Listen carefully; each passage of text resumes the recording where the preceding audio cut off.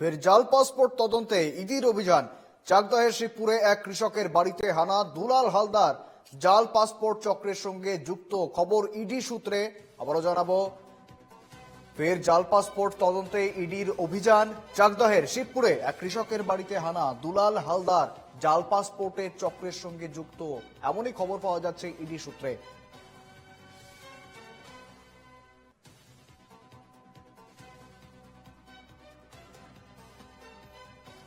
জাল পাসপোর্ট রুখতে আবারও সক্রিয় ইডি। ফের জাল পাসপোর্ট তদন্তে ইডির অভিযান। চাকদহের শিবপুরে এবার অভিযান। এক কৃষকের বাড়িতে হানা দেন ইডি আধিকারিকরা।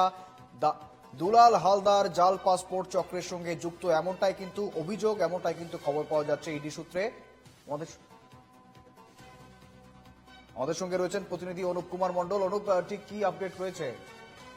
দেখো, নদিয়ার চাকদাহ থানা শিবপুর এলাকার বাসিন্দা দুলাল হালদারের বাড়িতে সকাল সকালই কিন্তু ইডির হানা। সূত্রে যেটা জানা যায়, তার আধিকারিক সহ 8জন জওয়ান কিন্তু আজ তাদের বাড়িতে হানা দেয়, এমনটাই সূত্রে জানা যায়। কিন্তু তবে এই তার বাড়িতে কিন্তু আজকে সকালবেলা যখন হানা দেয়, এটাও এলাকা বাসিন্দা এবং পার্শ্ববর্তী এলাকা থেকে সূত্রে জানা যায় তিনি পাসপোর্ট জালিয়াতি কাণ্ডে কিন্তু তার বাড়িতে হানা দেয় ইডির দল। তবে এখনো পর্যন্ত তার বাড়িতে জওয়ানরা, অর্থাৎ ইডি আধিকারিকরা ভেতরে আছে এবং বাইরে কিন্তু জওয়ানরা, কেন্দ্রীয় বাহিনী জওয়ানরা কিন্তু তারা ঘিরে রেখেছে পুরো বাড়িটি।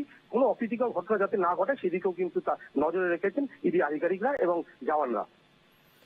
অনুপ, রীতিমতো কৃষকের বাড়িতে ঠিক কি কি অভিযোগ রয়েছে তার বিরুদ্ধে, যে কারণে একজন কৃষকের বাড়িতে ইডি আধিকারিক?